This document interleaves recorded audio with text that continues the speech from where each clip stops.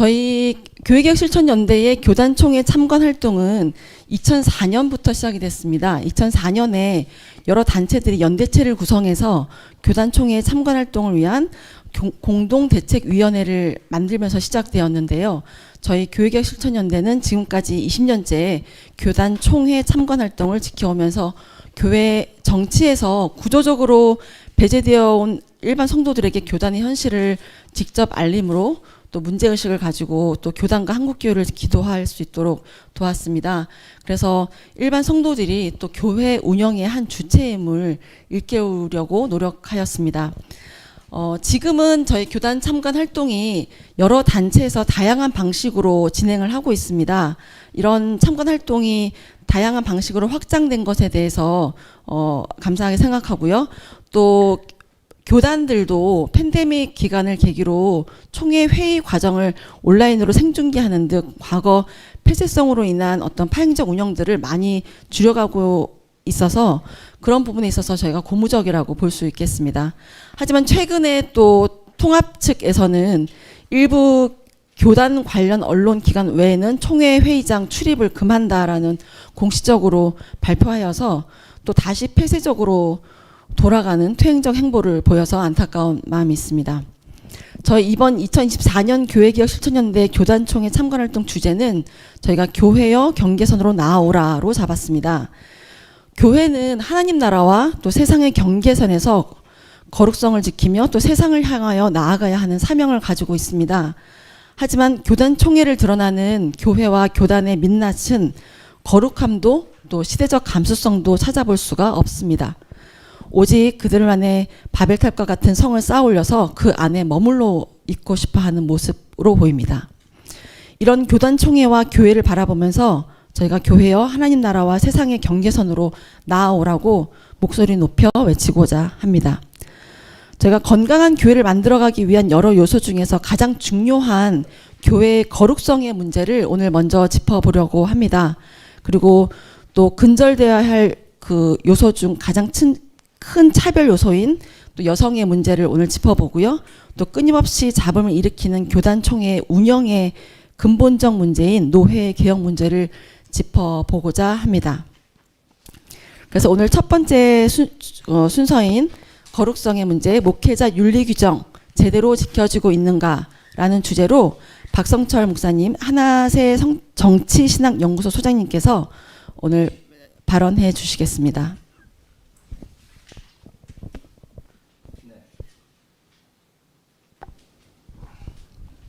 네. 제가 할 이야기는 어차피 제가 발표할 글에 다 있기 때문에 이 글을 읽도록 하겠습니다. 21세기 한국교회는 몰락의 위기에 서 있습니다. 양적인 크기를 자랑하던 교단들도 2000대 들어 매년 10만 명씩 줄어들고 있는 모습은 한국교회에 피할 수 없는 현실입니다. 하지만 양적인 축소보다 더 큰 문제는 한국교회가 시민사회 영역으로부터 신뢰를 상실했다는 것입니다. 특히 윤리적 문제에 있어서 교회는 더 이상 순결하다는 평가를 받지 못하고 있습니다. 안타깝게도 한국사회 구성원들은 한국교를 이야기할 때 더 이상 윤리적 공동체를 떠올리지 않습니다. TV에 넘쳐나는 교회 관련 뉴스들을 보면 극우 기독교 관련 문제나 이권으로 인해 비윤리적 행태를 보이는 교회, 그리고 성범죄를 저지른 채 처벌받는 목회자들에 대한 이야기들 뿐입니다. 더욱 안타까운 일은 이러한 문제들이 교회나 교단과 관계없이 무분별하게 나타나고 있다는 사실입니다. 이러한 현실 앞에서 저는 다음의 질문을 던지게 됩니다. 도대체 어쩌다 한국 교회는 이토록 비윤리적인 집단으로 전락하였을까요? 각 교단에 제정되어 있는 목회자 윤리 규정이 제대로 지켜졌다면 한국 교회의 비윤리적 행태가 계속되었을까요? 오늘 우리가 여기 모여 목회자 윤리 규정의 준수와 제정을 강조하는 이유가 바로 여기에 있습니다.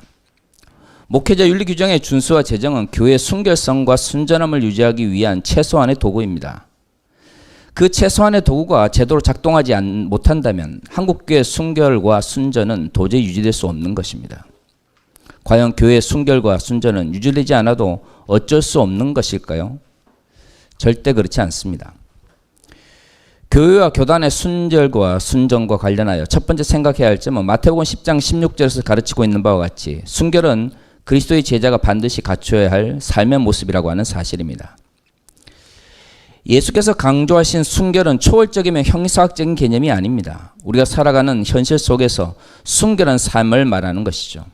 그렇게 그리스도인에게 요구되는 순결은 언제나 윤리적 가치와 연결되어 있습니다.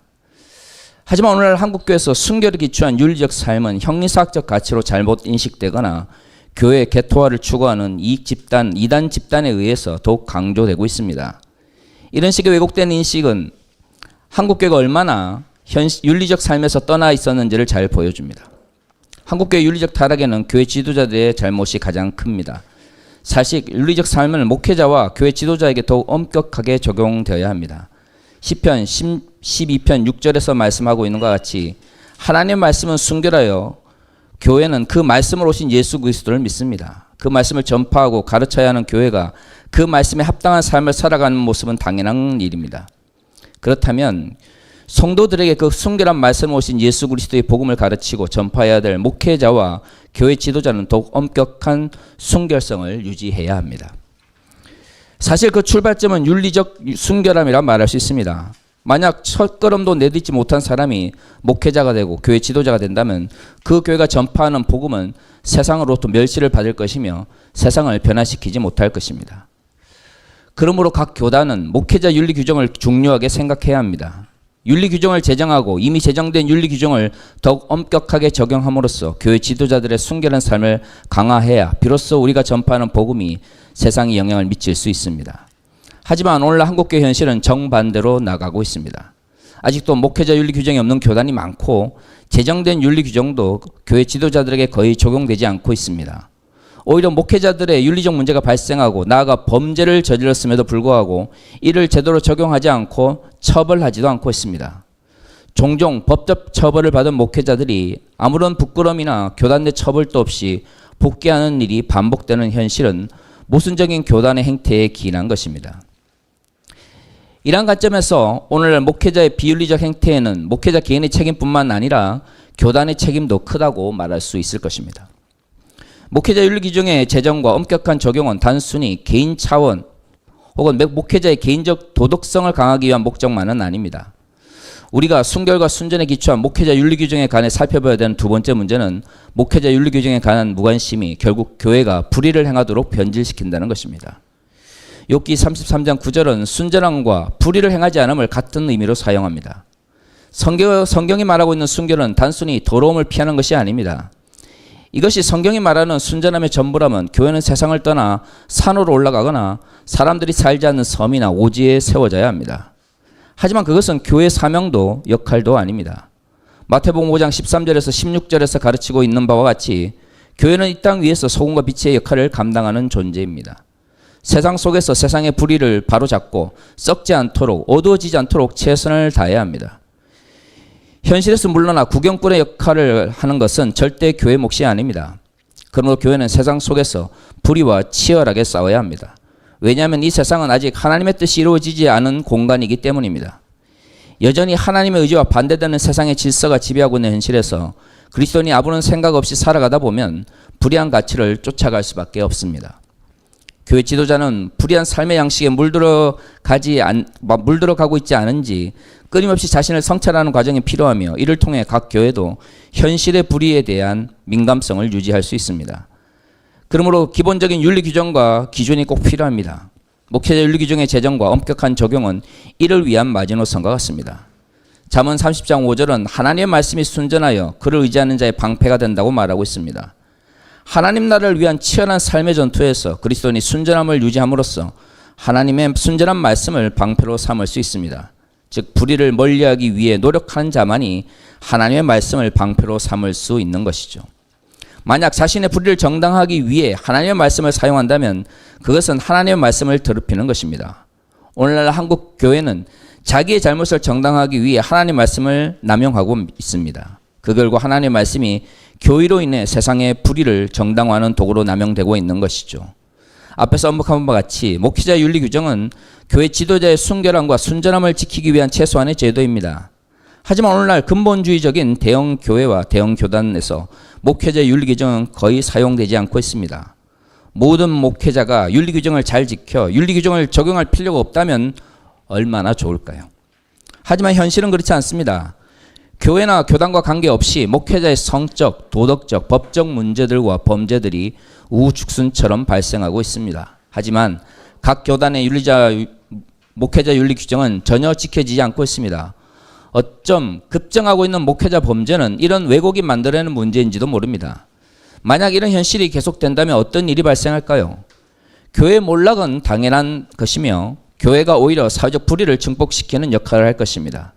이러한 현실은 하나님의 이름을 욕되게 하는 것이며 믿지 않는 이들에게도 너무나 부끄러운 것입니다. 그들은 분명 교회가 이해관계와 이권에 따라 얼마든지 불법과 불의를 행할 준비가 되어 있다고 비웃을 것입니다. 목회자 윤리 규정과 관해 살펴봐야 할 마지막 문제는 목회자 윤리 규정이 제 역할을 못할 때 교회가 하나님 나라의 가치를 쫓아가지 못한 채 교회 지도자의 욕심과 욕망에 따라 움직인다는 것입니다. 요한계시록 14장 4절은 마지막 때에 하나님 앞에서 칭찬받게 되는 순결한 자를 향해 어린 양이 어디로 인도하든지 따라가는 자라고 강조하고 있습니다. 하나님 앞에서 순결하다는 것은 곧 하나님의 뜻을 따라 살아가는 삶을 말합니다. 기득권을 지키기 위해 마땅히 지켜야 할 사랑과 평등의 가치를 내버린 교회는 결코 순결한 교회일 수 없습니다. 하지만 오늘날 한국의 대형 교단들이 선호하는 교회는 수단과 방법을 가리지 않고 교회 규모를 키우는 집단입니다. 문제는 그 가운데 발생하게 되는 가치의 왜곡과 불법을 교단이 외면하고 두둔한다는 것입니다. 과연 이러한 집단이 교회의 연합이나 모임인 교단이라 부를 수 있을까요? 절대 그럴 수 없습니다. 더구나 오늘날 한국교회는 과거 한국교회의 잘못된 관습과 전통에 매여 있습니다. 가부장적 의식과 종교적 위기에 의존한 목회는 한국교회를 좀먹고 있습니다. 이러한 왜곡된 관습과 전통은 한국교회를 하나님 나라의 가치가 아니라 종교에 기초한 이익 집단이나 종교 재벌과 같이 변질시키고 있습니다. 왜곡된 체제 속에서 형성된 기득권을 지키기 위해 여성을 차별하고 사회적 약자를 혐오하는 행태를 보이는 한국교회는 더 이상 교회라 부를 수 없는 이익 집단일 뿐입니다. 만약 목회자 윤리 규정이 엄격하게 적용되어 교회 지도자들의 왜곡된 욕망이 제어되고 성도들이 이를 감시하고 견제할 수 있는 길이 열렸다면 이렇게 엄처구니 없는 일들이 한국교회에 일어났을까요? 절대 그렇지 않습니다. 그러므로 지금이라도 한국교회는 목회자 윤리규정이 제대로 그 역할을 감당할 수 있도록 노력해야 하며 이미 발생한 잘못에 대해서는 분명한 반성과 고백이 있어야 합니다. 지금까지 살펴본 것과 같이 오늘 한국교회 몰락 현상에 관해 성찰할 때 목회자 윤리 규정을 제대로 지키지 않거나 외면하는 각 교회와 교단의 책임이 크다고 말할 수 있습니다. 하지만 저는 묻고 싶습니다.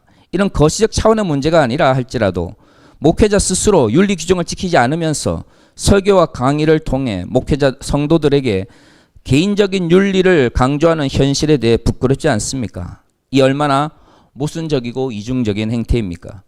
정말로 하나님께서 맡기신 사역을 감당하는 사역자로서의 의식을 조금이라도 가지고 있다면 스스로 윤리적 삶을 살지 않으면서 성도들에게 윤리적 삶을 요구하는 자기 모습에 대해 부끄러워해야 합니다.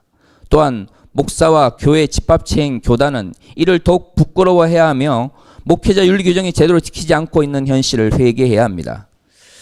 한국교회 구성원 여러분, 한국교회 몰락이 멀지 않았습니다. 지금이라도 우리가 이전의 잘못을 반성하고 죄악을 돌이키지 않으면 결국 하나님의 이름을 더럽히고 하나님 나라를 가로막는 교회와 교단을 하나님께서 직접 무너뜨릴 것입니다. 그날이 얼마 남지 않았습니다.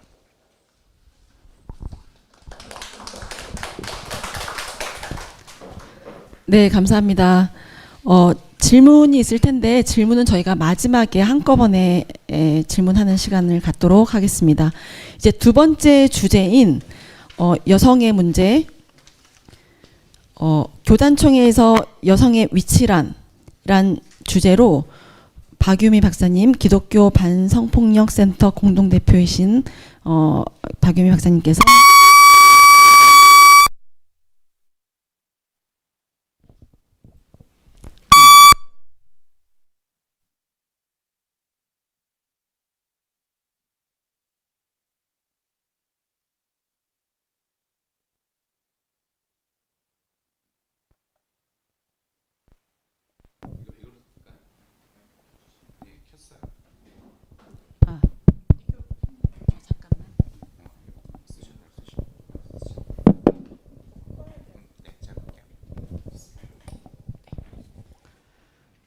발표하도록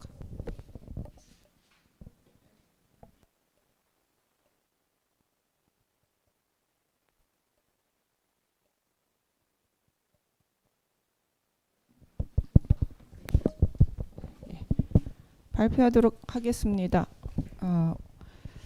오늘 발표는 작년에 기독교 반성폭력센터에서 발표한 2023년 교단 총회 성평등 모니터링 여성이 말한다를 참조하여 작년 총회의 상황을 정리하고 이번 2024년도에 총회에서 다룰 여성 관련 의제를 간략하게 다루도록 하겠습니다.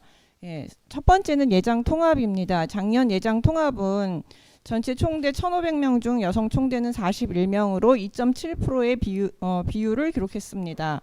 여성 총대의 참여를 늘리기 위해 이전 총회에서 여성 총대 10% 의무 할당제를 시행을 제안하였고 108회 총회에 연구안이 제출되었지만 총회 석상에서는 논의되지 못했습니다. 그리고 목사고시 응시자 및 목사 임직자와 성범죄 경력 조회 및 범죄 경력 회보서 제출 법안 법제화. 아유 이게 어려워요.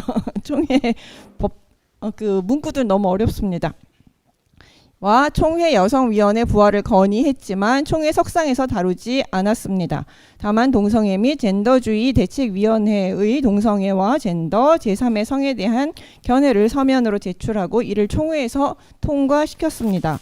총회를 참관한 여성 총대는 여성의 적은 여성, 교회에서 여성이 여성 장로를 뽑지 않는다, 여성이 바뀌고 노력해야 한다는 말을 많이 들었는데 이에 대해서 어떻게 대응해야 될지 고민이라고 토로를 했습니다.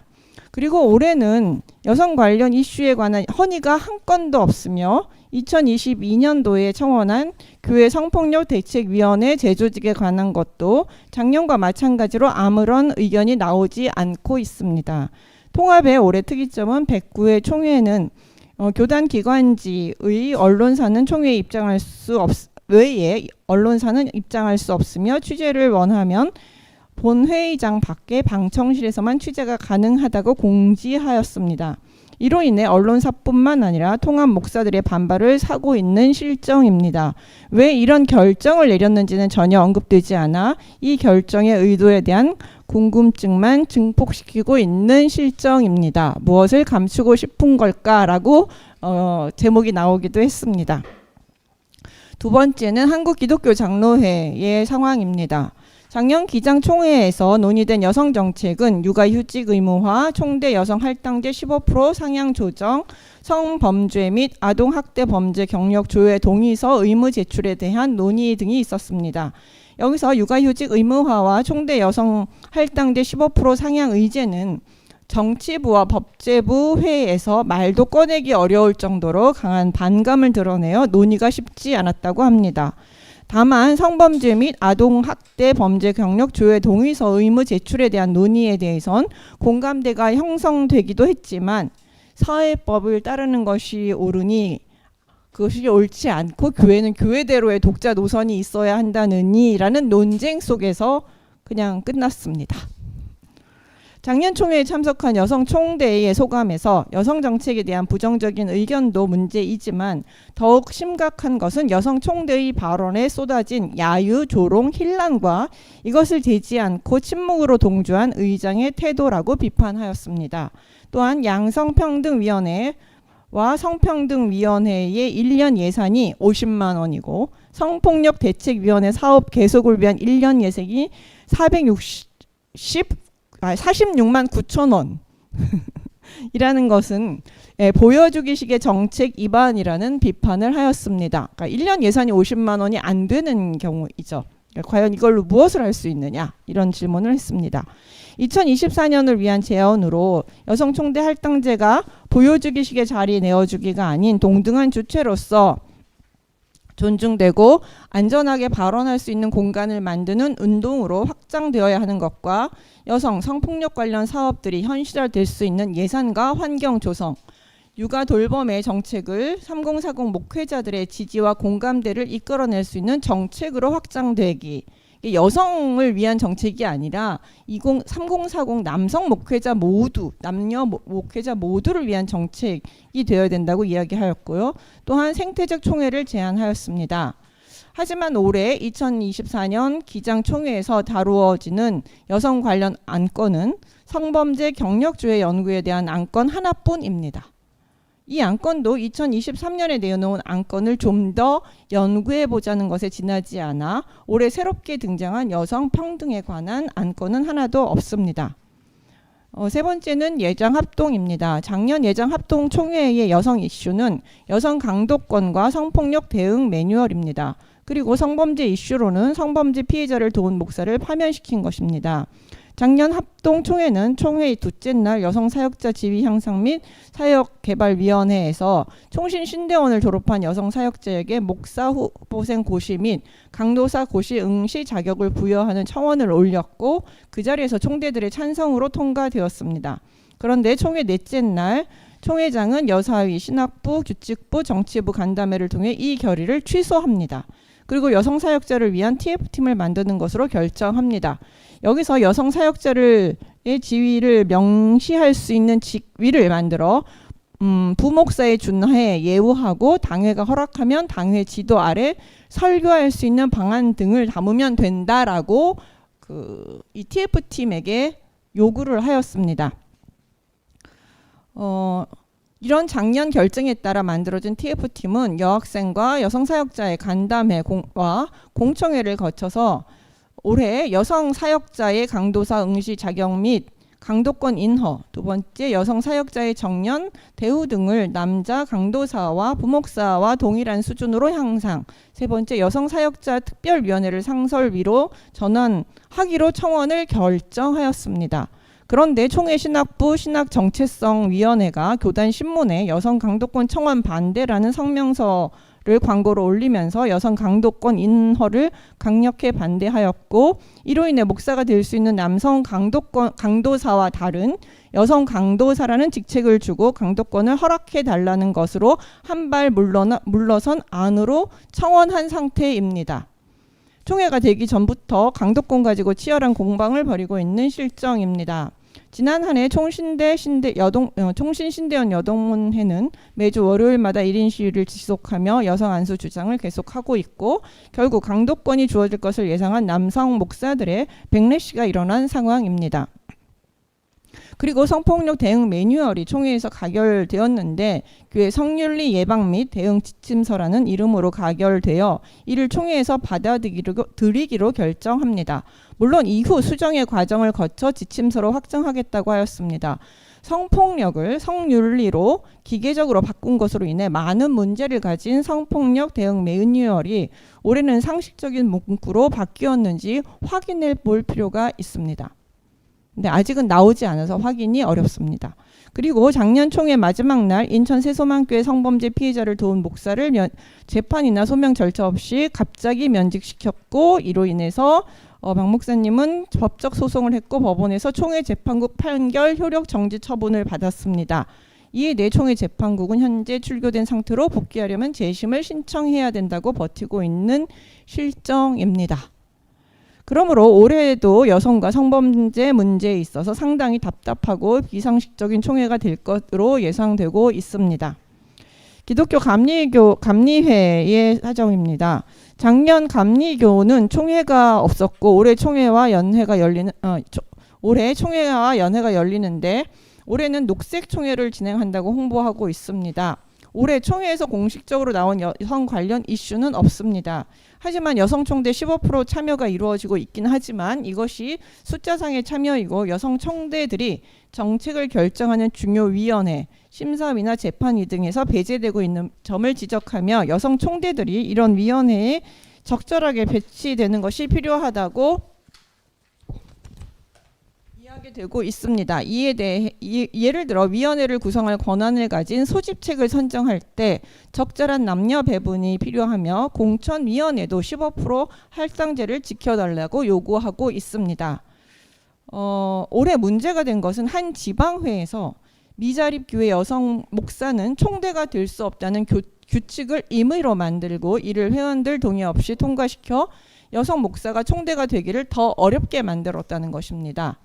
여성 목사의 경우 75% 이상 미자립 교회 목사이기에 이것은 사실상 여성 총대를 막으려는 것입니다. 이런 조치가 감리회 전체에 퍼질지 아니면 이런 규칙의 문제점이 총회 안건으로 논의되어 일회성으로 그칠지는 두고 보아야 할 문제로 보입니다.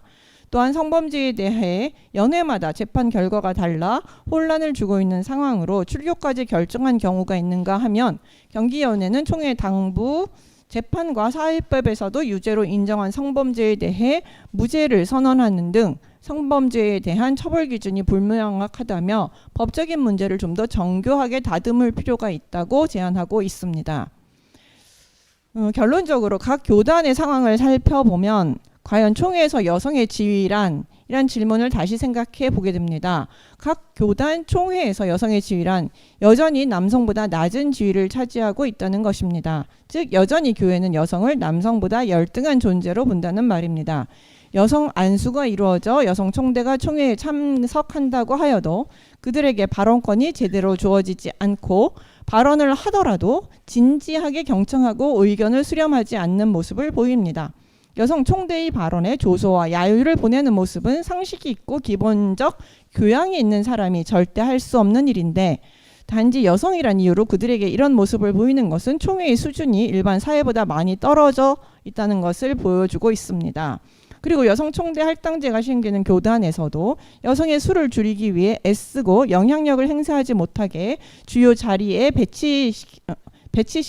배제시키는 백러시도 심하다는 것을 확인하게 되었습니다.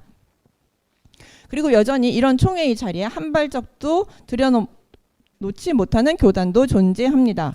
그 한 발을 내딛기 위해 끊임없이 외치고 부딪히고 그로 인해 좌절하고 상처받는 여성 사역자들이 있습니다. 이렇게 여성을 조직적으로 차별하고 배제하는 곳이 과연 하나님의 백성의 지도자들의 모임이라고 할 수 있는지 상당히 의심스럽습니다.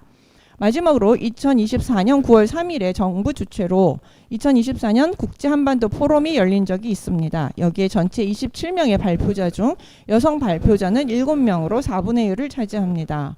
그런데 이런 구성이 된 것은 주한 영국 대사의 불참 선언 때문입니다. 이 포럼은 모든 패널이 원래는 남성으로 구성되었는데 콜린 크룩스라는 주한 영국 대사가 주한 영국 대사관은 성평등의 가치를 지지한다 면서 불참 선언을 한 것입니다. 이에 통일부가 여성 발표자를 추가하였는데 그 이유는 여성 홀대 논란이 국제적으로 커지면서 행사의 취지가 훼손될 수 있다는 우려 때문입니다. 이게 이제 공식 입장이에요. 이렇게 성평등의 가치가 국제적 기준과 상식이 되고 있는 현 사회 속에서 교회는 이런 상식과는 너무 동떨어진 의식과 모습을 보여주고 있습니다.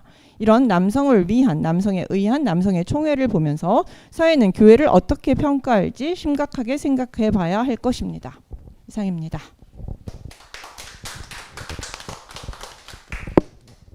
네, 감사합니다. 여성 문제는 논의할 문제들이 여전히 쌓여있는 듯한 느낌입니다. 네, 세 번째 주제로 넘어가겠습니다. 세 번째 주제인 교단 총회 파행적 운행, 노회가 문제다 라는 제목이지만 예, 이현주 교육의 실천연대 집행위원님께서 발표할 제목은 부패한 교단, 분쟁하는 교회, 노예 개혁이 답이다 라는 제목으로 발제해 주시겠습니다. 감사합니다. 또 이렇게 뵙게 돼서 되게 좋고요. 좀 전에 막 이렇게 막 삐소리 나고 그랬는데 여러분 너무 긴장하지 마시고 특히 우리 실무자들은 매우 지금 긴장하고 있을 텐데 끝까지 잘 마치게 될 거라 생각이 됩니다. 제가 말씀드리고 싶은 내용은 여러분들에게 드린 그 자료집 가운데 다 있고요. 그렇게 많은 시간들보다는 여러분들도 이제 질의응답하는 시간들이 필요할 테니까 간단하게 이렇게 좀 띄엄띄엄 필요한 말씀들만 여러분들에게 좀 드리도록 하겠습니다. 교단총회를 보면 그냥 딱 두 가지, 우리들이 원하는 건 딱 두 가지입니다. 하나는 동시대적이고 발전적이면서 어떤 공정하고 정의로운 제도를 만들어 달라. 그런 제도와 시스템을 만들자. 이게 첫 번째. 두 번째는 교단총회를 통해서 교회가 건강하게 발돋움할 수 있었으면 좋겠다. 크게 보면 이 두 가지의 결과물을 교단총회가 내주면 좋겠다라고 하는 게 우리의 바람인 거죠. 누구나 다 그럴 겁니다. 그러니까 이 두 가지를 위해서 그러면 우리들이 해야 할 일은 뭐냐면 간단합니다. 여전히 두 가지인 거죠. 그러면 시스템과 제도를 잘 정비하는 것과 그다음에 교회 갈등과 부패를 어떻게 정의롭게 처리할 수 있는가, 이 두 가지를 잘 붙잡으면 소위 말하는 한국교회 위기라고 이야기하고 10년 뒤에는 한국교회 뭐 이렇게 다 무너질 것처럼 이야기하고 뭐 여러 가지 이야기들이 뭐 있으면서 또 골든타임이라고 또 말씀하고 있지만, 그러나 시스템과 제대로 잘 정비하고 개교에 대해서 잘 치리가 있으면 분명히 좀 회복될 수 있을 거라고 생각을 합니다. 그러기 위해서, 즉 교단총회가 그렇게 좋은 제도와 시스템을 정비하고 개교회를 잘 돌보기 위해서는 어떤 지렛점을 찾는 일이 필요했어요. 제가 교단총회를 들여다보면서 과연 어디에 힘을 기울여야 교단총회가 바뀔까? 어디에 힘을 주어야 교단총회가 조금 더 건설적이고 미래지향적인 그런 논의와 안건들을 보일까? 어디에 힘을 줘야 민주적으로 이렇게 갈 수 있을까?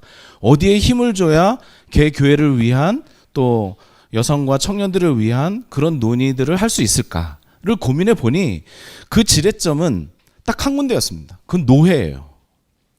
노회가 교단총회에 관련된 모든 것을 할 수 있는 중요한 지렛점이라고 하는 것을 이제 이야기해 봤습니다. 이게 제가 2022년에 여전히 그때 당시 때도 교단총회에 관련된 이야기를 할 때 제가 그때 처음으로 말씀드렸었어요. 노회가 바뀌어야 된다.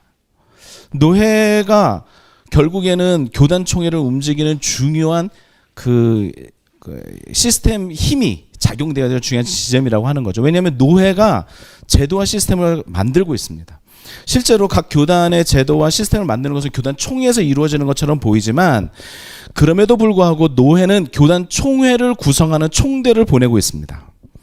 즉 막대한 영향력을 가지고 있는 그 제도와 시스템을 만든다라고 하는 입법, 행정, 사법의 모든 권한을 가지고 있는 교단 총회를 구성하는 총대를 선출하고 교단 총회를 보내는 일은 노회의 역할이지 않습니까? 그런데 살펴본 결과 장로교단의 경우, 물론 교단 헌법에 총대를 선출하는 과정이 있기는 해요. 그런 법이. 그러나 그게 시스템적으로 굉장히 그 불합리하고 틈이 너무 많아요. 그러다 보니까 현장에서는 어떻게 하고 있냐면 장로교단인 경우에 제가 합동 측 통합 측 이렇게 물어보니까 이런 거죠. 총대에 나가고 싶은 사람은 신청을 받아서 노예발전기금이나 미자립교회 지원금을 내고 총대로 선출되는 겁니다. 그러니까 총대로 선출되면 돈 있으면 하는 거예요. 이게 과거에 우리가 그 매간매직 하듯이 하는 것과 뭐가 다릅니까? 아니면 위임 목사와 노예 경력이 상당히 하는 경우도 있었습니다. 한 교회에서 목사 장로로 몇 년 이상 되어야 하는 조항도 있었던 거죠. 그러니까 젊은 목회자나 청년들은 총대로 나가는 것 자체가 이미 불가한 상황이었어요. 그 장로교단의 교단 그 총대를 선출하는 과정이 크게 두 가지였는데, 하나는 투표고 하나는 공천위원회나 전형위원회에서 뽑는 경우였습니다. 투표를 한다는 얘기는 뭡니까? 결국은 표를 가장 많이 낼 수 있는 대형교회가 그 모든 총대 선출 권한을 가져간다는 거고요. 공천위원회나 전형위원회가 보통 노회 서기 이상의 증경노회장을 중심으로 해서 모여져 있는데, 결국 거기에 있는 줄타기식, 즉 지역을 따라가거나 학연을 따라가거나 나름대로 자기 사람들을 줄 세워서 총대로 보내는 일이 비일비재하더라라고 하는 거죠. 감리교단인 경우에는 조금 더 달랐어요. 감리교단이 1,500명이 되는데, 일단 감리교단인 경우에는 첫 번째로 기본적으로 총대가 되는 사람들이 있는 거예요. 감리교단의 경우는 1차 당연직이라고 하는 게 있어요. 그 당연직을 배제하고 남은 인원에 대해서 각 연회로 배정을 하고, 연회는 각 지방회별로 배정을 하는데, 지방에 있는 감리사가 이 모든 권한을 가지고 있습니다. 즉 감리사와 친하고 감리사와 연줄이 다 있는 사람들은 감리교 총대로 선출을 해서 갈 수 있어요. 그렇지 않은 사람은 갈 수 없는 구조입니다.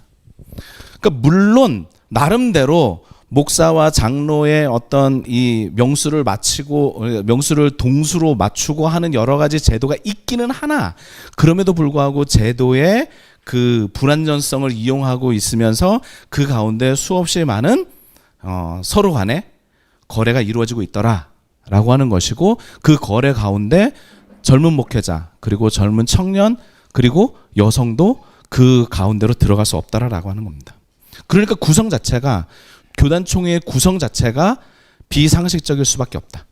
그러려면 이걸 바꾸기 위해서는 어디로 가야 되냐? 결국 노회로 가야 된다는 거죠. 교단총회가 왜 건설적인 헌의안이 없을까? 노회가 헌의안을 안 내니까 그런 거예요.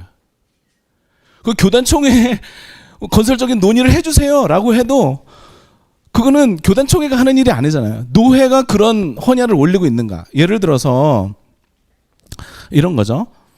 합동총회는 노회가 많더라. 164개 노회인데 164개 노회 중에서 여성 안수에 관련돼서 헌의안을 올리는 노회가 몇 개 노회가 안 돼요. 전주에 있는 이광호 목사님 노회부터 해가지고 몇 개 노회가 안 됩니다. 그런데 한 20개 노회가 동시에 함께 조직적으로 이 문제를 가지고 헌의를 하고 논의가 되도록 만든다라고 한다면 새로운 흐름들을 저는 만들어낼 수 있을 거라고 봐요. 그러니까 노회가 그런 생각이 없는 거죠. 그리고 노회가 내는 헌의안들을 보세요. 굉장히 소위 말하면 후졌지 않습니까? 저는 이 두 분들은 뭐 이렇게 그런 얘기를 안 쓰겠지만 제가 드는 생각은 너무 후졌어요. 합동총회 이번 합동총회의 가장 큰 관심사는 뭐냐? 75세 정년 연장 아닙니까? 75세 정년 연장되면 합동총회 완전 늙어집니다. 끝장나요.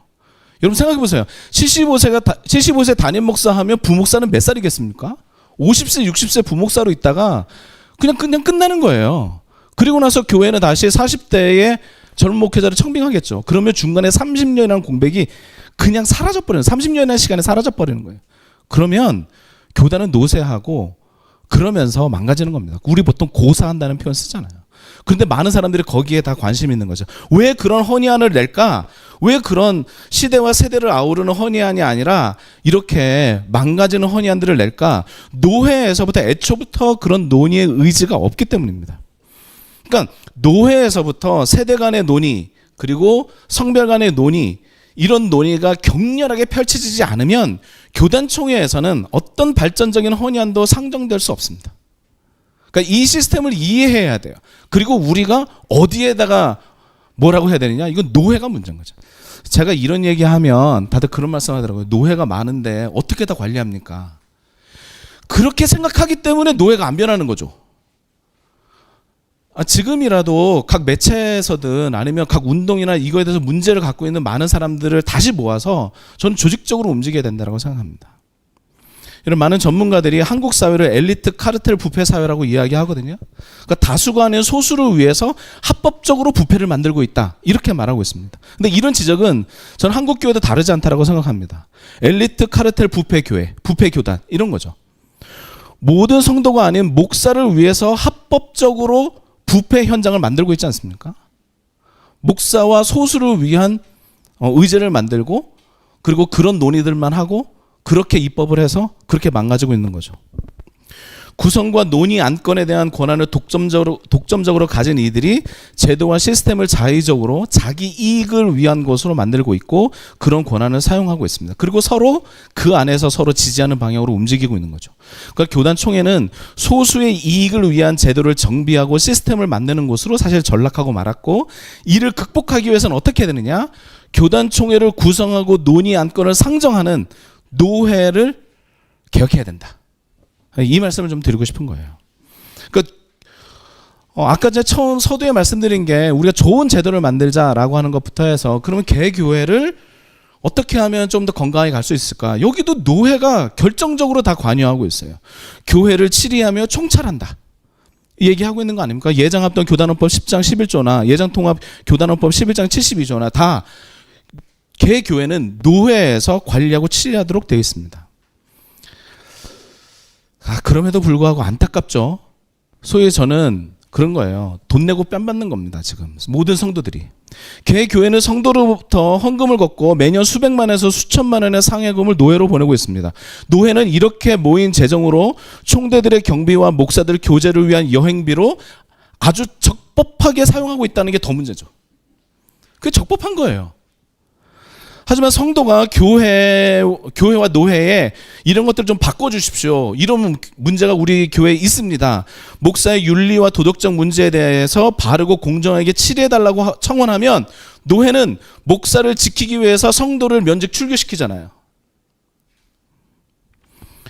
2024년 8월 29일 날 대법원이 빛과 진리 교회 김명진 목사에 대해서 징역 2년형을 확정했습니다. 소위 인물 사건으로 우리 너무 잘 알고 있죠.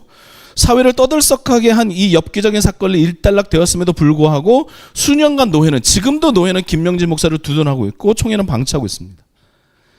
이런 노회의 어처구니 없는 결정 또 그런 정치 목사들의 어처구니 없는 결정에 여기 있는 두 분이 다 피해를 보셨지 않습니까? 과거로부터 광복제일교회, 사랑의 교회, 제자의 교회, 소망교회, 명성교회 다 노회가 제대로 권증하지 않는 문제가 있었던 거예요. 그래서 드리고 싶은 말씀은 저는 노회가 개혁돼야 됩니다. 첫 번째는요, 노회 시스템과 제대로 개혁할 수 있어야만 합니다. 어떻게 개혁하면 좋겠느냐? 저는 지금의 어떤 교단 정치가 비민주적이다. 제가 이제 민주적인 이제 이야기를 해야 되는데, 교단 정치가 비민주적이지 않아요. 감독 정치, 장로 정치, 회중 정치는 원래 그 정치 제도는 참 민주적으로 만들어져 있어요. 장로 정치 마찬가지입니다. 장로 정치 이야기를 하면 우리 그 제2치리서나 제1치리서 이렇게 가서 이렇게 들여다보면 정치 제도 자체는 매우 민주적으로 가기 위해서 애썼어요. 문제는 그 안에 있는 사람들이 문제였던 거죠. 회의체를 구성하고 있는 사람들이 독점적이고 제도적 결함을 이용해서 사익을 취하고 있는 게 문제인 겁니다. 목사의 권한과 권력을 가지고 성도를 위해서 사용하는 것이 아니라 조직폭력배의 폭력처럼 도리어 성도와 그리고 교회를 통해 자신의 사익을 취하고 있는 이 상황을 이제 해결하려면 어떻게 해야 되느냐? 독점적 권력을 해체하기 위한 제도와 시스템을 마련하고 강제할 필요가 있습니다. 저는 이번에 통합교단에서 이제 헌의안 올라가잖아요. 10명의 총대를 보낼 때 한 명은 반드시 여성 총대를 보내라. 이게 중요해요. 저는 반드시라고 하는 말이 중요하다고 봐요. 여러분 보세요. 각 교단총회에서 뭐라고 얘기했냐면, 우리 만들었어. 우리 15% 여성 총대 15% 있는 거야. 우리 여성 총대 10% 있는 거야. 감리교단도 그렇고 통합교단도 그렇고 다 그런 얘기 하거든요. 기장도 다 얘기하잖아요. 여성 총대들 다 들어올 수 있지. 그렇게 해서는 해결할 수 있는 게 아니고 반드시라고 하는 강제 조항을 넣어야 돼요.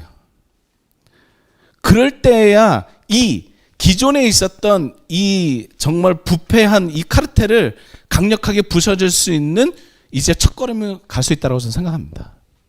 권고사항으로 두고 그렇게 제도적 결함을 두니까 그 제도적 결함을 이용해서 여전히 안 변하고 있는 거 아니겠습니까? 저는 예정 통합교단이나 감리교단 그리고 모든 노회나 연회에서 여성 총대 선출이 권고사항이 아니라 그렇게 해서 제도를 만들면서도 불완전하게 두는 것이 아니라 그렇게 기득권을 유지하려는 유치한 방법을 좀 버리시고 이제는 적극적으로 개선하기 위해서 1인 이상의 여성 총대를 반드시 보내야 된다. 이번에 이 헌의안이 잘 통과됐으면 좋겠어요. 그리고 다른 교단도 이것들을 좀 강제해야 됩니다. 민주적으로 갈 수 있는 그 제도를 강제해서 바꾸는 일이 필요하다고 봅니다. 두 번째는 여러분, 성도의 감시가 잠재적 독재자에게 권력을 넘기지 않는 아주 중요한 겁니다. 교단이든 노회든 또 교회든 목사의 독재와 권위주의 행태를 막아서는 성도의 역할이고 이런 성도의 책임을 잘 할 수 있기를 바랍니다. 근래 다양한 매체를 통해서 교단총회에 대한 기사가 쏟아지고 있죠. 매우 저는 고무적이라고 봅니다. 저는 그게 아까도 우리 실장님 말씀하셨지만 교육의 실천연대가 그나마 계속 꾸준히 해왔던 거라고 봐요. 교육의 실천연대 처음에 교단총회 갔을 때 가스총 쏘고 그 다음에 똥물 막 갖다 붓고 하던 일이 그게 교단총회에서 있었던 일들 아니었습니까? 그걸 많이 바뀌었잖아요. 이제는 시대가 변하면서 많이 바뀌었는데 저는 더 바뀌기를 바라고, 그렇게 바뀌기 위해서는 어떻게 해야 되느냐? 성도들의 적극적인 관심과 참여뿐만이 아니라 저는 조직적인 대응도 필요하고, 이를 위해서 교단 총회 및 노회를 참관하고 응원하고 비판하는 일에 함께 해야 된다고 생각합니다. 참여는 허락의 문제가 아닙니다. 저는 왜 이게 교단 총회가 이걸 허락해 줘야 되느냐?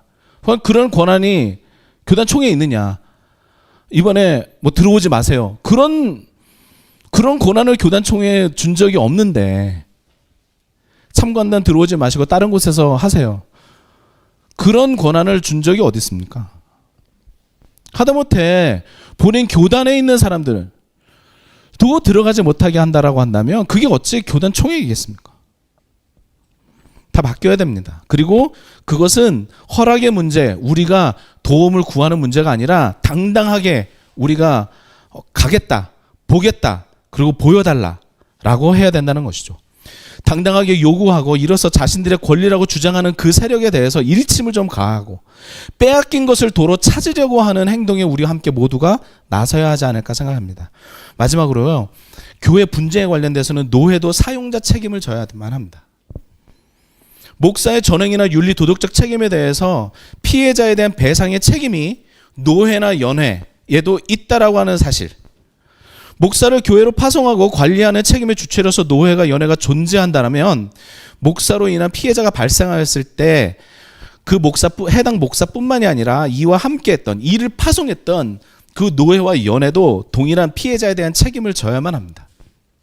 민법상으로는 사용자 책임이라는 말을 사용하고 있는데요. 관리 감독자의 책임을 묻는 것이죠. 목사의 전행, 행령, 배임, 성문제가 일어나면 목사는 노예 소속이라며 개 교회의 탄원을 무시하기 일쑤죠. 그렇게 무시하고 목사를 비호하려고 했다라고 한다면 목사가 분명하게 범법 행위가 드러났을 때 노회도 함께 책임지고 함께 금전적인 책임을 져야 한다라고 생각합니다. 노회 소속으로 목사를 파송했고 노회의 지도를 받고 있으니 성도의 요청을 기각하는 것이 아니라 함께 책임져야 한다는 것입니다. 저는 이를 위해서 세 가지가 필요하다고 생각하는데, 첫 번째는 노회가 목사에 대한 관리 감독에 대한 책임감을 가지고 교회의 문제를 대응하려고 한다면 최소한 다음의 절차가 필요한데, 첫 번째는 노회가 사회법상 기소된 목사가 있는 경우 즉시 그의 당회장권과 설교권을 정지시켜야만 합니다. 이거를 제도적으로 구비했으면 좋겠어요. 각 노회가. 노회가 이러지 않으니까 목사가 기소가 됐음에도 불구하고 여전히 설교하고 여전히 당회장의 권한을 가지고 있으면서 많은 것을 은폐하려고 하고 있지 않습니까? 죄를 은폐하지 못하도록 하는 노회가 이런 시스템을 좀 정비하기를 바라고요. 두 번째, 노회도 이 불의한 일을 저지른 목사에 대한 일정한 책임이 있음을 통감하고 이런 사안에 대해서 3자적 관점으로 해결할 수 있는 외부의 도움을 받을 수 있었으면 좋겠습니다. 노회는 해결할 수 없어요. 그 목사와 연결된 사람들이, 지인이고 학연으로 연결된 사람들이 노회에 있잖아요. 근데 그 노회가 어떻게 그 해당 목사를 치리하고 해당 목사에 대해서 명확하게 문제 제기를 할 수 있겠습니까? 제3자가 관여하고 그를 통해서 이런 문제를 해결할 수 있는 시스템이 필요하다고 봅니다. 마지막으로 노회가 피해자와 성도에 대한 회복을 위해서 금전적이고 그리고 정신적인 지원을 아끼지 않아야만 합니다.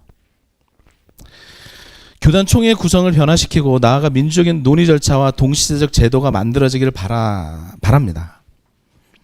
아마 또 우리는 목사와 그를 위시한 소수는 현재에 안주하고 수많은 성도가 좌절하는 교단 총회를 볼 수도 있겠다라는 생각이 또 들긴 합니다만 이제 좀 그만 보면 좋겠습니다. 이제 제발 좀 그만 보면 좋겠고요.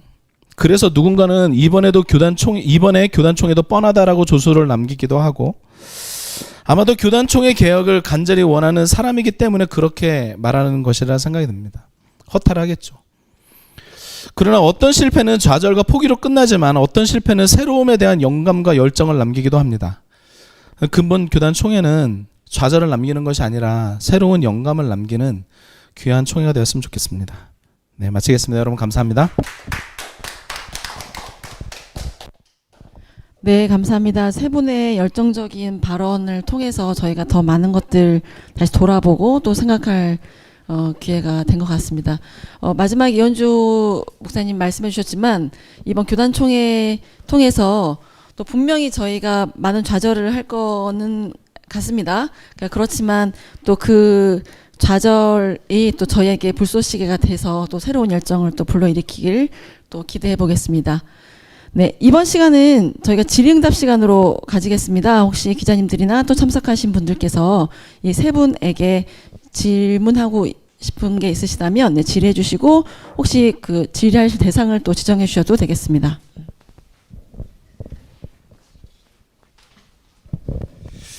예, 안녕하세요. 예, 저는 유복준이라 그러고요. 한 달 전에 교회개혁실천연대를 알게 돼서 인터넷으로 어떤 담당자에게 보내서 허가를 받았습니다. 그리고 영락교회, 통합의 영락교회 소속 등록 교인이고요. 현재는 무한동력 발전기계라고 하는 원리를 10가지 발명 마지막 단계에서 다음 주에 추석 끝나고 미국에 투자 받으러 갈 예정인데요. 교회 생활 28년 했습니다. 근데 우선 제가 말씀드리기 전에 사도행전 4장 32절부터 36절까지 잠깐 읽겠습니다. 믿는 무리가 한 마음과 한 뜻이 되어 모든 물건을 서로 통용하고 자기 재물을 조금이라도 자기 것이라 하는 이가 하나도 없더라. 사도들이 큰 권능으로 주 예수의 부활을 증언하니 무리가 큰 은혜를 받아 그 중에 가난한 사람이 없으니 이는 밭과 집 있는 자들이 팔아 그 판 것의 값을 가져다가 사도들의 발 앞에 두매 그들이 각 사람의 필요를 따라 나누어 줌이라. 구브로에서 난 레이족 사람이 있으니 이름은 요셉이라. 사도들이 일컬어 바나바라. 번역하면 위로의 아들이라 하니. 제가 결론적으로 어떤 말씀을 드리고 싶냐 하면 For where two or three are gathered in my name, there am I in the midst of them. 두세 사람이 내 이름으로 모인 곳엔 나도 그들 중에 함께 있느니라. 마태복음 18장 20절인데요. 오늘 이러한 고통의 문제들을 하나님께서 다 듣고 우리 속에 역사하실 것으로 믿습니다. 그런데 제가 28년 동안 교회를 다니면서 우리나라는 교회가 없구나. 참 교회라는 정체성이 없구나. 그래서 제가 성경을 보기 시작했습니다. 5번을 읽어보니까 성경이 제가 뭘 얘기하나 봤더니 제 나름대로 구원에 대한 것이 초점이 아니었더라고요. 성경 전체가 66권이 Talking about politics and government, 정치와 정부에 대한 얘기더라고요. 어제도 미국의 대통령 토론, 또 우리나라에도 매일 아침에 일어나면 정치인들의 얘기, 어떤 사람이 대통령이 돼야 세계 지도자가 우리를 잘 살게 만들까, 이런 것에 국민은 관심이 있는데요.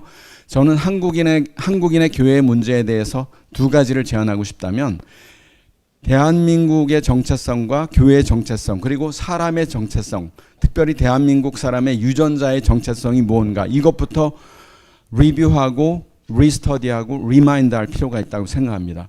제가 올해 71년을 사는데 제가 28년 다녔는데 교회를 로마서 12장 2절의 말씀대로 너희는 이 세대를 본받지 말고 마음을 새롭게 함으로 변화를 받아 하나님의 선하시고 기뻐하시고 온전한 뜻이 무엇인지 분별하도록 하라.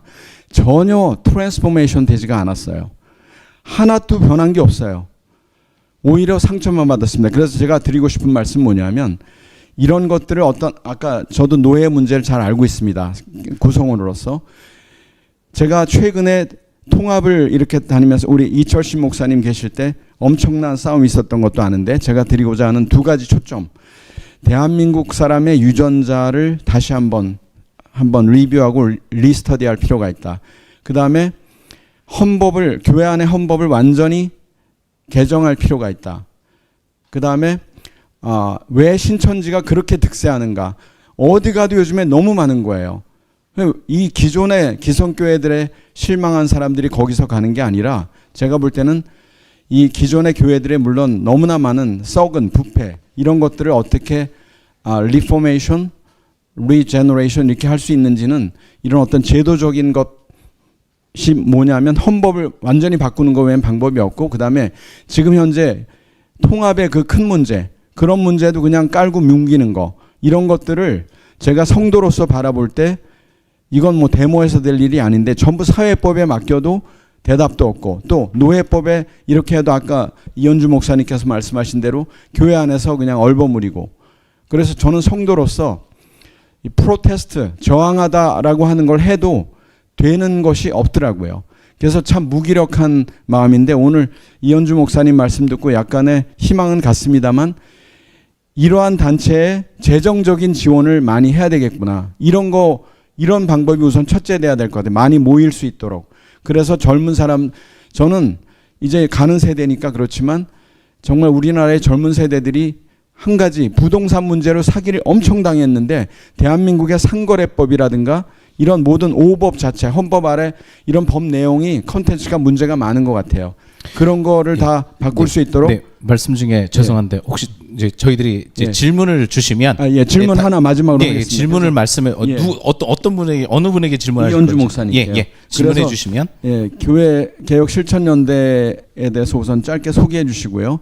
그리고 어떤 회원이 돼야 되는 건지 그다음에 또 한 가지는 이런 활동을 하는데 어떤 기여하는 부분 어떻게 해야 되는 건지 한번 말씀해 주시고요. 이 대한민국의 교회 지금 문제점들 나중에 이제 좀 듣고 싶고요. 그래서 어떻게 참여할 수 있는지 그걸 좀 알고 싶습니다. 네, 어떻게 참여할 수 있는지는 우리 실장님께서 말씀해 주시겠습니다. 실무자니까. 예. 저희 이제 또 실무자니까. 교회 안에서 요즘에 우리 통합에서 네네. 지금 김의식 목사님 문제는 어떻게 됐는지 좀 알려 주시고요. 그다음에 김상원 목사님은 왜 그렇게 자꾸 그런 나쁜 짓을 하는 건지 이런 것들을 좀 말씀해 주시면 좋겠습니다. 해결책 같은 거.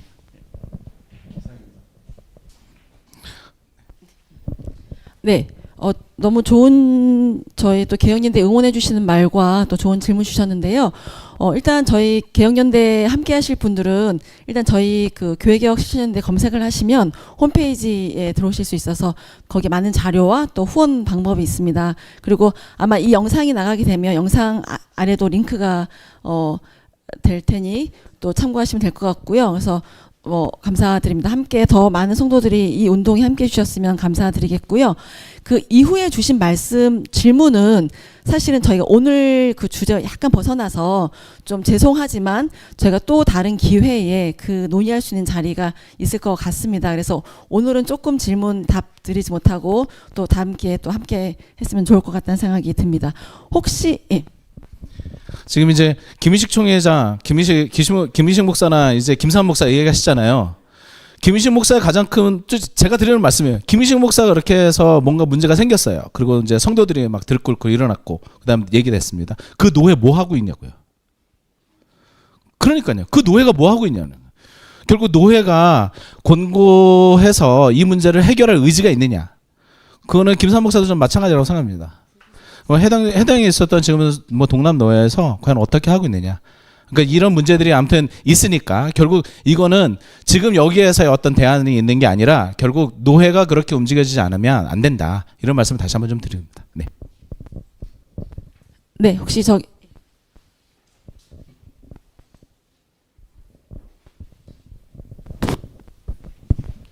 저 평화나무 기자 신비롬이라고 합니다. 저 이현주 목사님께 좀 질문을 드리고 싶은데 노예 개혁을 강조해 주셨고 저도 여기에 이제 충분히 동의가 되는데 노예도 지금 현재는 이제 목사님과 장로님들이 꽉 쥐고 있는 상황인 거고 그래서 개혁을 해야 할 분들이 사실 그 안에 계시는 건데 그럼 노예 개혁을 위해서 이제 교인들이나 아니면 노예 밖에 있는 사람들이 해야 할 수 있는 그런 실질적인 방법이 있으면 좀 소개를 좀 부탁드립니다.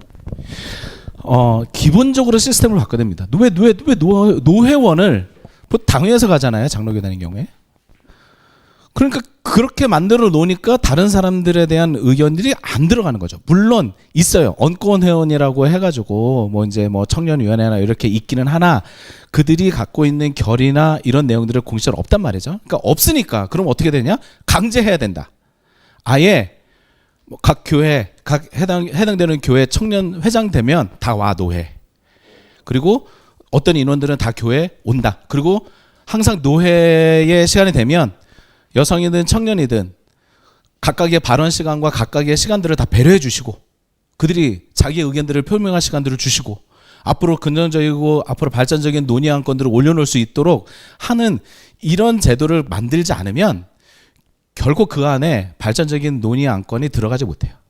그리고 그들이 논의할 수 있는 것들을 해줘야죠. 그리고 이런 겁니다. 매년 우리 노예는 여성 청년에 대한 헌의안을 매년 올리겠다. 올리자. 아니 왜 그런 의지를 가지는 노예가 없냔 말이죠. 그죠? 그래야지 바뀌죠. 그렇게 생각하는 노예가 지금 총회 안에 있는 노예 10분의 1만 되더라도 저는 충분히 바뀔 수 있다고 생각합니다. 그들이 그 10분의 1의 힘이 작지 않아요. 그렇게 해서 왜냐하면 지금 가만히 두면 안 되니까 그렇게 해서 시스템으로 강제적으로 탁 만들어 놔야 된다. 그런 시스템과 제도를 좀 정비해 보자. 그리고 그것들을 조금 더 구체적으로 해서 이제 개혁연대가 이제 이야기하겠죠. 화이팅입니다. 네.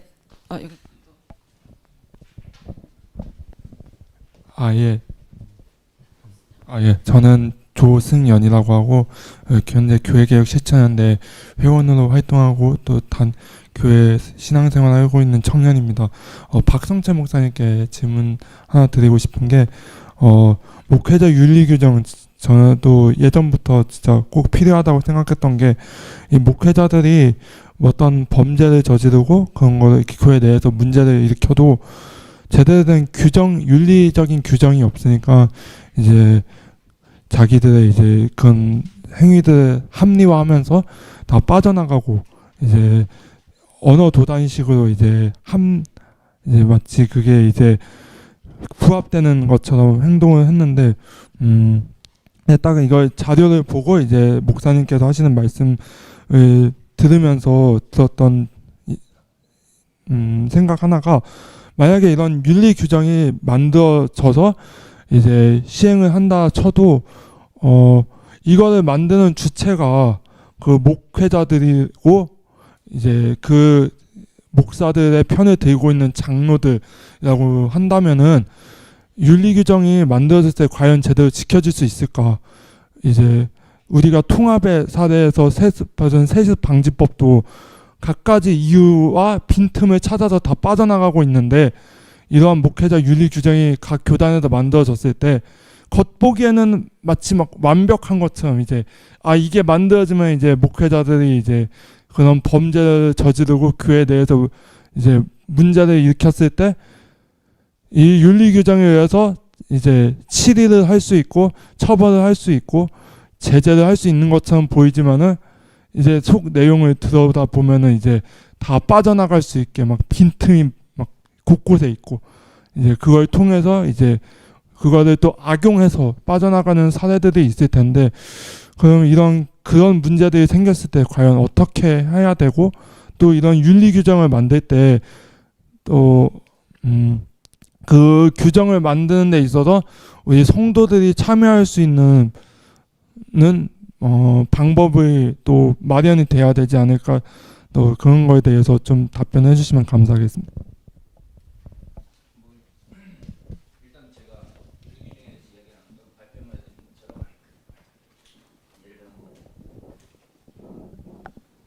교단에서 윤리 규정을 만들면 현재 문제가 이제 다 해결된다 그런 의미로 말씀드린 건 아니에요. 발표문에도 있는 것처럼 목회자 윤리 규정이라고 하는 거는 최소한의 제도인 거죠. 마지노선인 거예요. 그러니까 이게 무너지면 더 이상 어떤 대안이 없는 거죠. 그러니까 이것이라도 최소한 만들어져야 한다는 거고요. 그래서 이제 오늘 뭐 모든 대안을 다 말씀드릴 수 없기 때문에 출발점으로서 제가 발표문에도 말했지만 출발점이자 최소한의 방식으로서 어떤 노회든 총회 차원에서든 목회자 윤리 규정이 있어야 되고 왜냐하면 뭐 성경에도 있지 않습니까? 법이 있기 전에는 죄인지 모르잖아요. 법이 있어야 규정이 있어야 이건 죄다 아니다 말할 수 있는 거고 윤리 규정 자체도 없는 교단 많습니다. 윤리 규정이 없는 교단에서 문제가 생겼다고 합시다. 그걸 어떤 사람이 아니 목사 성도들 떠나서 총대나 목사나 뭐 총회장이라고 할지라도 규정이 없는데 거기에 대해서 어떻게 문제를 제기하겠습니까? 규정이라도 있어야 그 다음 단계의 논의 왜 지켜지지 않느냐의 이야기가 나올 수 있는 거죠. 물론 말씀하신 것처럼 있어도 지켜지지 않기 때문에 문제가 있는 거지만 그래도 어떻든 출발점으로서 목회자 윤리 규정은 최소한의 어떤 기준으로서 있어야 되는 거고요. 그 다음 단계로 이제 나가야 되는 거는 좀 더 법적인 문제를 고민해야 되는 거죠. 예를 들어 이제 우리 이현주 목사님께서 노예에 대한 이야기를 해주셨으니까 개교회 차원으로 가게 되면 종교 중독에 빠진 사람들은 스스로 문제를 해결할 수는 없습니다. 교회 내 한국 교회 내 종교 중독의 문제가 굉장히 심각하고 알게 모르게 교회가 성장하는 가운데서 이러한 어떤 종교 중독을 도구화했던 측면이 있기 때문에 한국 교회에서 문제 생기면 거의 유사한 형태의 폭력적 형태가 나타나고 문제가 발생한 이유가 이제 그런 거죠. 그렇기 때문에 이제 윤리적 문제를 굳이 교회에서 다루어야 된다 그러면 사실 이거는 이제 법적인 측면과 함께 고민해야 돼요. 예를 들어서 뭐 어떻든 뭐 위임 목사를 세우고 이렇게 할 경우 계약서를 쓰고 그리고 거기에 이제 목회 윤리 규정과 관련된 조항을 넣어야 되는 거죠. 예를 들어 이 계약서는 예를 들어 뭐 성범죄라든가 아니면 어떤 뭐 법적 처벌과 관련된 문제가 생겼을 때 이 계약을 해지한다와 같은 구체적인 계약서를 써야 됩니다. 이중직 관련돼서는 굉장히 논의가 많지 않습니까? 그거는 교회가 현실적으로 지금 모든 지금 배출되고 있는 목사들의 수입에서 교회 수가 재정적으로 제지 못하니까 현실적 이유 때문에 관심이 많죠. 하지만 기득권을 쥐고 있는 사람들은 이미 대형 교회에서 큰 목회를 하고 있는 사람들이에요.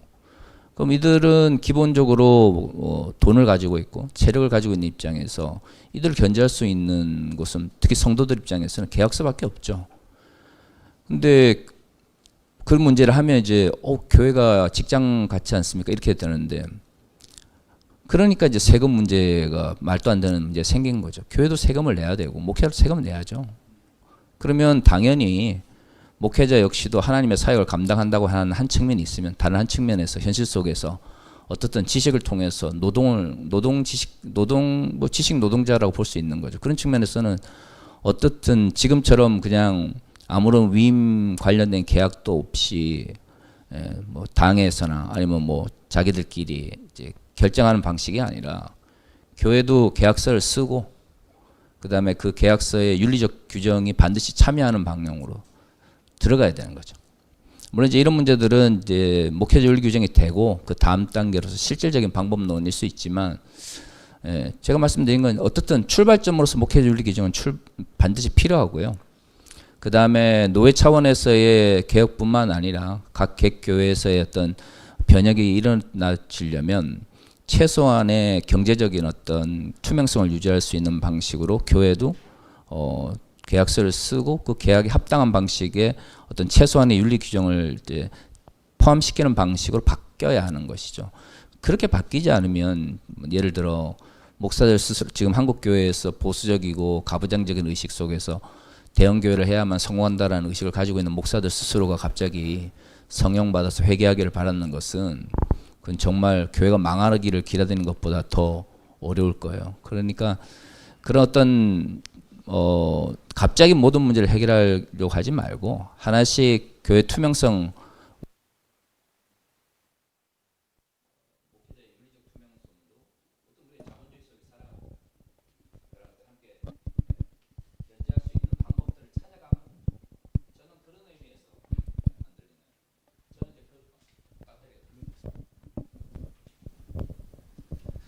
저는 이제 그런 의미에서 이런 논의가 중요하다고 생각을 하는 게요.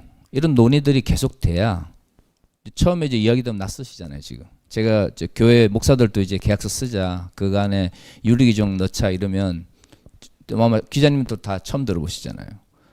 근데 이런 데들이 계속 하게 되면 목사들도 세금을 내야 된다가 받아들여지는 것처럼 교회도 법적인 측면에서나 그런 어떤 경제적인 어떤 체제 속에 들어오면서 교회 내부의 어떤 투명성만의 문제가 아니라 사회적인 어떤 측면에서나 법적인 측면에서 어떤 제약이 가해지고 그러면 어떤 외부적인 힘에 의해서라도 교회가 바뀌는 방향으로 가야죠. 교회 내부에 힘이 없으면 저는 외부의 힘을 이용해서라도 교회를 바꿔야지, 그러지 않으면 이제 결국에는 망하는 거예요. 그러니까 어떻든 다양한 방법에 대해서는 저는 조금 더 이런 이야기들이 많이 나오면서 구체적인 방법들을 논의해가는 과정이 필요하다고 생각을 합니다. 네. 개인적으로 한 말씀 더 드리자면, 네, 이것도 납니다. 어떤 말씀 드리고 싶냐면, 이제 아까 지금 말씀하시는 거 뭐 헌법도 있고 목회자 윤리 규정도 있는데 만약에 뭐 있어도 안 지키는데 어떻게 하면 좋습니까? 이제 이런 말씀하셨는데요. 사실 지금 각 교단의 헌법과 그다음에 기감의 교리와 장정, 그다음에 가지고 있는 그 목회자 윤리 규정 가운데 있는 그 불완전성, 즉 제가 이제 시스템의 불완전성에 대한 말씀을 드렸는데, 그게 뭐냐면 하라와 하지 말라는 있어요. 근데 하라는 것을 안 했을 때 어떻게 될 거냐라고 하는 조항은 없어요. 하지 말라라고 했는데 그것을 하면 어떻게 할 거냐라고 하는 것도 없어요. 자, 세습하지 맙시다. 오케이, 있어요. 근데 세습했어. 그 다음엔 어떻게 처리해야 되지라고 하는 이게 없는 거예요. 만약에 세습한 교회는 노회에서 뭐 그 목사를 교단에서 면직제명 처리하고 노회에서 뭐 방출시키고 뭐 어떻게 하겠다, 이런 조항 자체가 없잖아요. 그 강제하는 조항 자체가 없다니까요. 성폭력 문제가 일어나도 이게 건마다 다른 이유, 노회마다 다른 이유는 이게 뭐가 없어요. 이번 교단총회 때 여러분 보시면 알 겁니다. 그러니까 앞에 있는 사람들도 각 건마다 잘 모르니까 앞에 누가 있냐면 규칙부와 그 다음에 헌법위원 하시는 분이 있어요. 물어봐요. 이 건에 대해서는 헌법은 어떻게 해요? 이거는 규칙이 어떻게 됩니까? 물어봐요. 그 현장에서 얘기해요. 그럼 규칙부에서 이거는 규칙이 이렇습니다라고 얘기하면 그런 거군요. 넘어가는 거예요. 대안이 없어요. 그게 불안전성인 거예요. 그러니까 그 목회자에 대한 윤리 지침이 있다 할지라도 그것을 어겼을 때 어떻게 할 거냐. 분명하게 뭔가가 제시될 수 있는 이 뒤에 있는 내용들이 좀 더 보완되면서 앞으로의 어떤 개선의 방향들, 정말 문제가 있었다라고 한다면 딱 문제가 있으면 빨리 그를 치리하고 할 수 있는 구체적인 내용이 뒤에 다 따라붙어야 된다. 그래서 목회자 윤리 규정도 교단 헌법도 조금 더 실효성을 가질 수 있도록 강제적 힘을 보완하는 일이 필요하다 말씀드리고 싶습니다. 네, 네, 감사합니다. 또 이번 마지막 질문으로 가도 될까요? 혹시 더 질문 질문 더 계속 있으시네요. 예. 네, 예. 네, 저는 국민일보 박윤서입니다. 제가 이현주 목사님께 질문 드리고 싶었던 게 마지막에 이제 3가지 안을 제시해 주셨는데 두 번째 말씀해 주시면서 그 노회에서 그 불이한 이런 책임을 통과하면서 외부의 도움을 받아야 한다라고 말씀하셨는데 이때 외부의 도움이 다른 노회 차원인지 아니면 뭐 총회인지 아니면 사회법까지 좀 확대되는지 사실 이번에 한 교단에서는 뭐 총회장 후보께서 사회법에 좀 이렇게 의지하시고 이러면서 좀 논란이 되고 한 일도 있었는데 사실 사회법이 대안이 될 수도 있지만 어떻게 보면은 약간 교회 안에서 처리할 수 있는 그런 문제들이 사회에 이렇게 자꾸 넘어가면서 사실 이미지가 그렇게 좋아지는 상황이 되진 않는 것 같기도 해서 그게 어느 정도까지의 외부 도움을 말씀하시는지 좀 궁금했습니다. 다른 노예로 가면 안 됩니다. 그리고 박성철 목사님 너무 잘 아시잖아요. 그냥 노회가 바뀐다고 될 문제가 아니고 제가 3자적 관점으로 해결할 수 있는 시스템이 필요하다라고 하는 거는 교회 내에서 성추행 문제나 이런 건 났어요.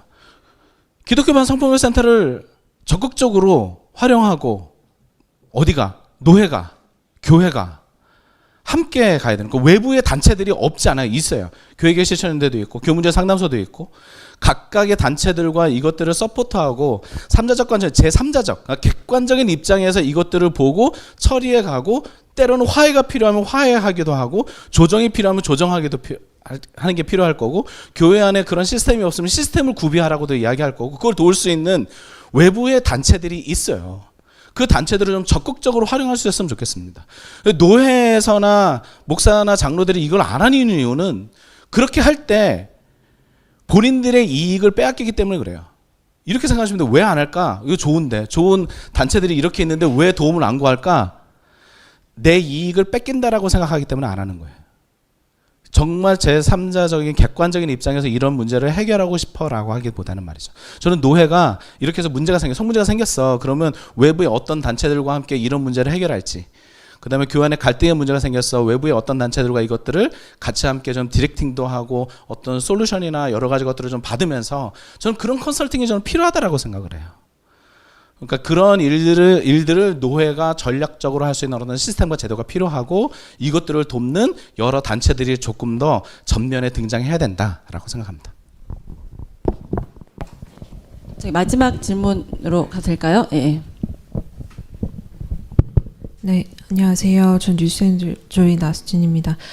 올해 교단 총회에서 가장 뜨거운 이슈가 예장통합 김희식 총회장 이슈라고 생각합니다. 어제 영등포노회에서 불기소 결정 내려졌고 앞으로도 좀 유야무야 진행이 될 것 같은데 개혁연대에서는 총회나 앞으로 좀 어떻게 대응하실지 질문 드립니다. 네, 안 그래도 광고 드리려고 했는데 저희가 그동안 성명서도 발표하고 했는데 어저께 영등포노회에서 어떤 결정을 내리는지 사실 좀 지켜보긴 했는데 역시나 저희가 기대했지만 기대하지 않았던 결과가 나오게 됐습니다. 그래서 일단 저희가 지금 당장의 계획은 저희 통합 총회가 진행되는 총회 당일날 저희가 기자회견을 준비하고 있습니다. 그래서 김희식 총회장 이 7위에 손 놓은 총회에 대해 규탄하는 이 기자회견을 가질 예정이고요. 그래서 그걸 또 계기로 계속해서 이 뭐 총회장이 어떻게 유지되더라도 이 총회장의 신분으로서 한국교회 명예를 실추시킨 총회장에 대한 계속적인 저희가 운동을 좀 해나가려고 합니다. 제 개인적인 의견 하나 더 드려도 될까요? 이건 정말 아직 뭐 그 개혁연대에서 조직적으로 이야기된 건 아니지만 제가 드리고 싶은 이야기는 김의식 총회장 같은 경우에는 뭐라고 할 타겟이 조금 불분명해 보이는 거예요. 그 타겟 안에 누구도 있냐면 그 교회 성도들도 있는 거죠. 그러니까 개혁연대가 아니면 또 저 개인적으로라도 뭔가 김의식 총회장에 대한 문제를 이렇게 해결해야 돼라고 말할 때 애꿎은 그 교회 성도들을 끄집어 들어와야 되는 상황이 돼버린 거예요. 근데 여기까지 그렇게 끌어들여와서 이걸 해야 되나라고 하는 사실 고민이 있습니다. 수연의 교회에서 이번에 그렇게 뭐 10억 달라고 그럴 때 9억에 합의하고, 그리고 이 사건에 처음 나올 때 김의식 목사가 총회장 끝나면 안 돌아오는 걸로 서로 합의하고, 그다음에 이거 안 까기로 다 이런 내부적 이야기가 사실 있잖아요. 근데 그걸 성도들이 그랬다고. 그러면 이 성도들도 같이 당신들도 문제야 이렇게 얘기를 해야 되는데 여기까지 이렇게 막 가기가 그럼 너무 슬퍼지는 것 같아요. 이게 문제는 이 사람이 문제를 일으켰는데 이것들을 다뤄야 되는 이런 많은 상황들이 사실은 조금 복잡해 보이긴 합니다. 아마 더 잘 보고 계시겠지만.